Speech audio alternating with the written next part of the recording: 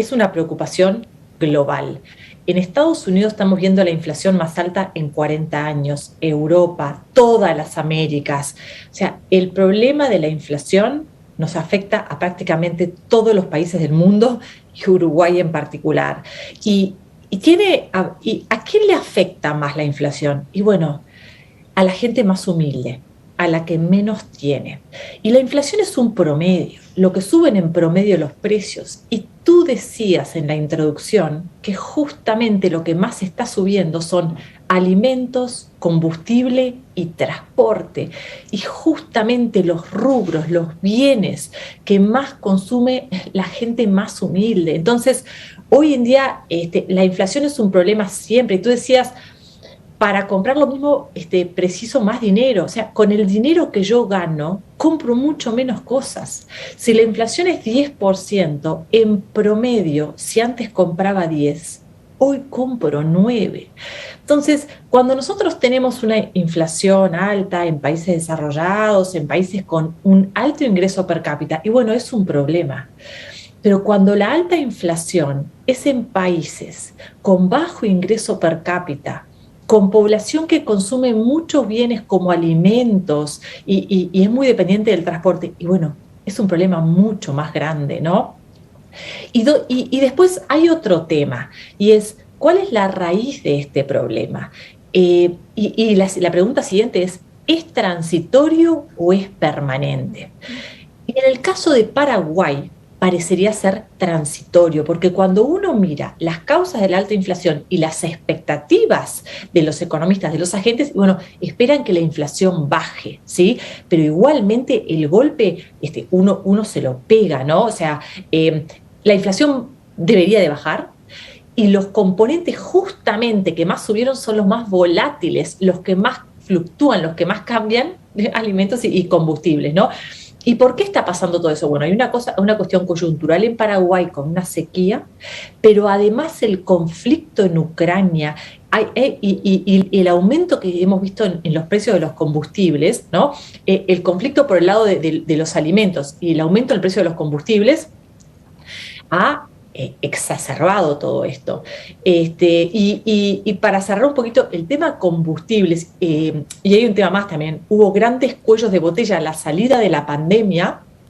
Durante la pandemia la gente consumió mucho menos, los gobiernos digamos, por decirlo sencillo, pusieron plata en la economía para que la gente pudiera seguir viviendo y consumiendo, y a la salida de la pandemia, y bueno, la gente empezó a gastar mucho más, pero la oferta de productos no era tan grande como la demanda, y bueno, se dieron grandes cuellos de botella, grandes demoras en el traslado de mercaderías, y eso hizo que faltaran mercaderías y también contribuyera a aumentar la inflación. O sea, tenemos una cantidad de factores que se combinaron y llegamos a esta situación compleja.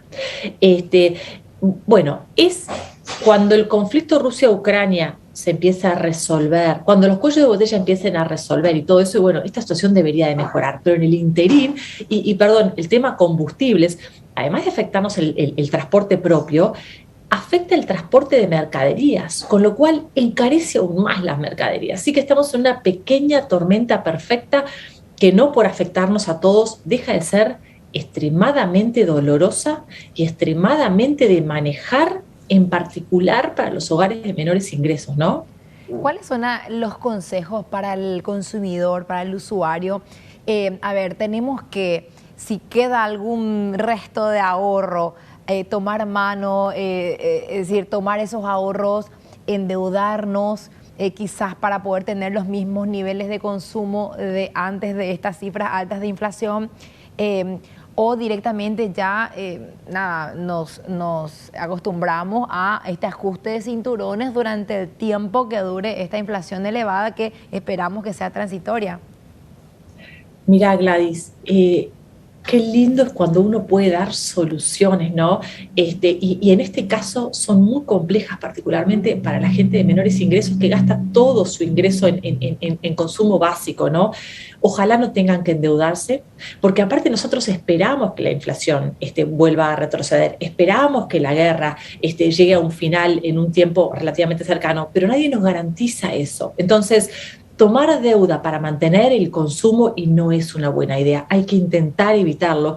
además de que las tasas de interés están subiendo en el mundo por varios motivos. Uno es para intentar contener la inflación, entonces quizás nos enfrentamos a una deuda más costosa. Entonces, lastimosamente, estas son circunstancias donde uno se tiene que apretar el cinturón y la gente viene de la pandemia y de una situación muy penosa. Entonces, no es que uno viene de la abundancia y le toca esta situación, pero intentar no sacar deuda y después hacer el consumo más racional posible.